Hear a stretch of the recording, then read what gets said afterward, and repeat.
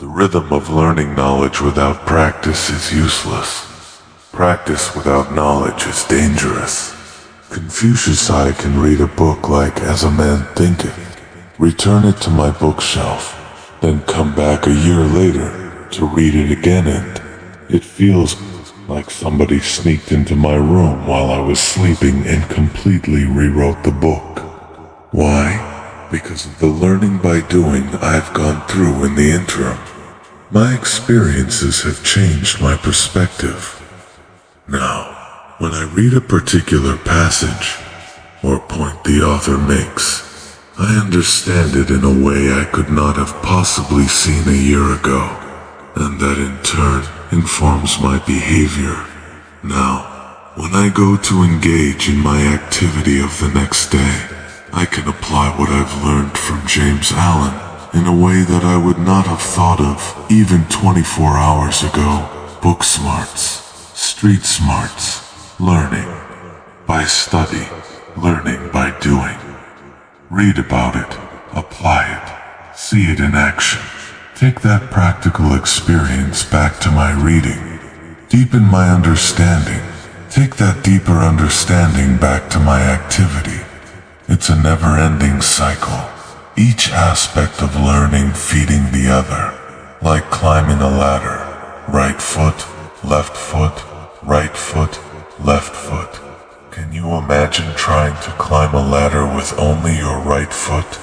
The two work together. What's more, they not only work better together, each amplifying the other, but the truth is, they really cannot work separately. At least not for long. You can't excel based purely on knowledge learned in study. You can't excel purely through knowledge gleaned through action. The two have to work together. You study, and then you do activity. The activity changes your frame of reference, and now you are in a place where you can learn more. Then you learn more, and it gives you more insight into what you experienced in your activity. So, now you reapproach activity with more insight, and back and forth it goes. This back and forth rhythm is worth noting. It is the rhythm of success. Remember when we talked about baby steps? This learning and doing sense of rhythm is something you learned even before you learned to walk. And it's even more basic.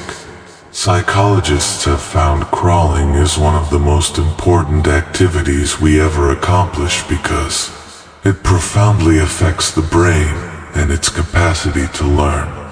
The right hand, left leg, left hand, right leg rhythm of alternation acts upon our nervous systems like the surf upon the coastline, developing it, shaping it, and preparing it for all sorts of more sophisticated levels of learning and awareness. Later in life, you've heard the expression, before you can walk, you have to crawl. There is more profound truth to this than most of us ever realized. That alternating rhythm and your capacity to coordinate the behavior of opposites is a critical slight edge skill. Balancing book smarts and street smarts is one aspect of that. And so is the daily success strategy that we'll look at next. Course correction. Course correction, you return. Again and again take the proper course, guided by what? By the picture, in mind of the place you are headed for. ... John MacDonald, what's the shortest path between 2 points? A straight line, right? Wrong. While that might be true in theory, it's never true in reality. And reality is where you and I live in, where we succeed or fail. Have you driven on any roads lately that are perfectly straight?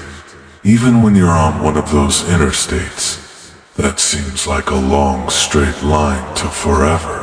Do you hold the steering wheel perfectly still? Or do you move it back and forth, constantly correcting the direction the car is headed? That constant moving of the steering wheel is so familiar. It's second nature, and you probably never think about it. But if you decided to hold the wheel rigidly in place, you'd be off the road, probably in less than a minute. Here's the script punctuated for narration, and in case you think that's just a matter of engineering or of imperfections in the road surface, this next example may come as a bit of a shock.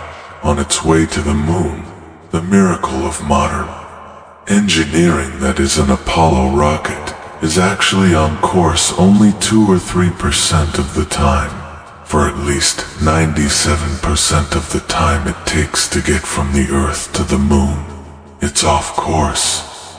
In a journey of nearly 250,000 miles, the vehicle is on track for only 7,500 miles. Or, to put it another way, for every how far the ship is in flight, it is on course for less than 60 seconds, and it gets to the moon. How is that possible? Because modern space travel is a masterful example of the slight edge course correction in action. If this machine, one of the most sophisticated, expensive, and finely calibrated pieces of technology ever devised, was correcting its own off-course errors 29 minutes out of every 30, is it reasonable to expect that you could do better than that? And even if you were able to match the rocket's degree of accuracy, you'd still be perfectly on target, on track, and on course. No more than 10 days per year. For anyone who lacks a grasp of the slight edge, being off course is something to be avoided at all costs. After all, if you're off course, you're failing, right?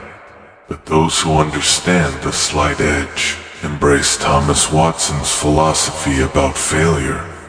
Here is a more extended version of what he said.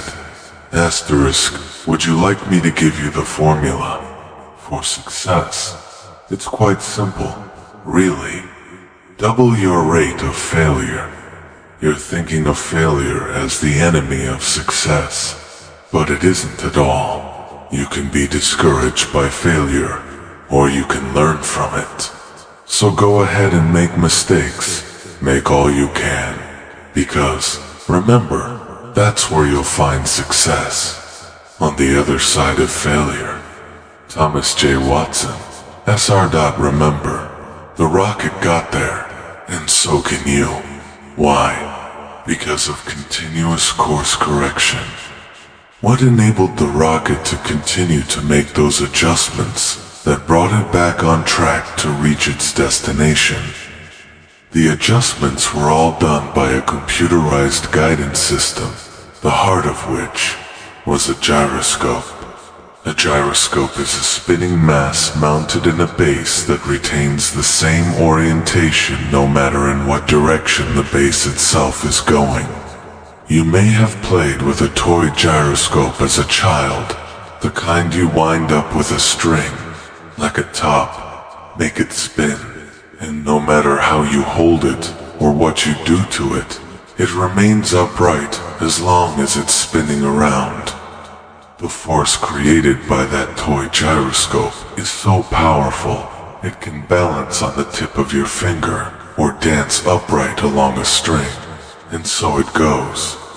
From here to the moon, a constantly occurring series of adjustments, turning what is predominantly a string of failures into ultimate success. You have a gyroscope too, and it works in much the same way. If you allow it to. Your gyroscope is your vision of where you're going.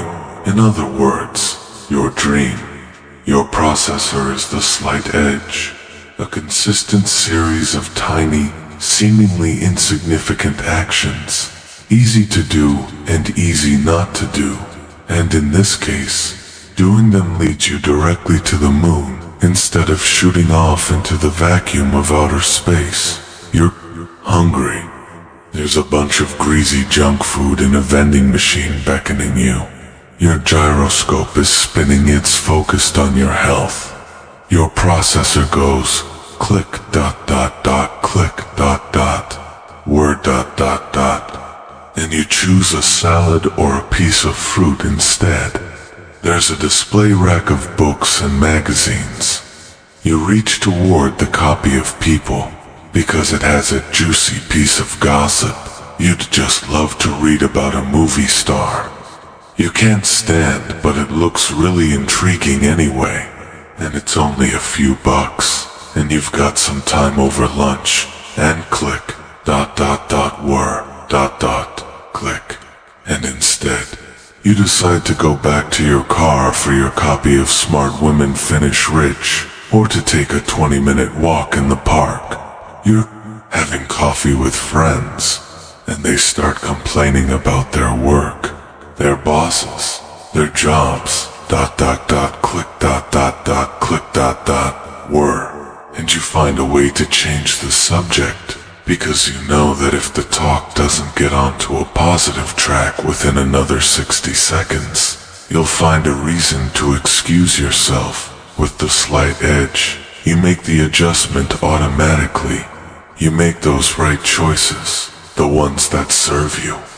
You do those simple, seemingly insignificant things that forward your progress up the success curve. You read good books. You listen to motivating tapes. You hang around successful people who empower you. You're a 5%er, a winner, a success. Once you know the slight edge, you know that in getting from point A to point B, you'll be off track most of the time. And you know that it's the adjustments, those little, seemingly insignificant corrections in direction that have the most power in your life. Staying in that car would have been the easiest thing in the world to do right then, and on some level, even though I had not yet articulated the slight-edged philosophy in my life, I knew that this simple little error, compounded over time, would rob me of all my dreams. As I had prepared myself to go on this first sales call, I had been literally praying for help. And as so often happens when you ask a question in all sincerity, an answer came. In this case, it came in the form of an article one happened to read in a magazine. The article was about funerals, and it informed me that at the average funeral, about 10 people cry. I couldn't believe it. 10 people. That's it.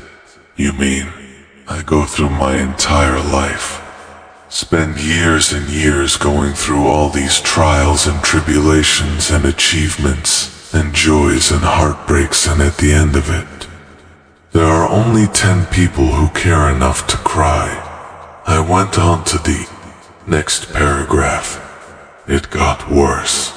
Once those 10 or fewer people had yanked their hankies and honked their noses, and my funeral was over, the number one factor that would determine how many people would go on from the funeral to attend the actual burial would be the weather. Thank you so much for watching. Truly, the fact that you stayed until the end of this video says something important about you. It shows that you care, that you're hungry, that somewhere deep inside you believe you're meant for more, and you're ready to take the small steps to get there. Feel free to adjust any parts as needed.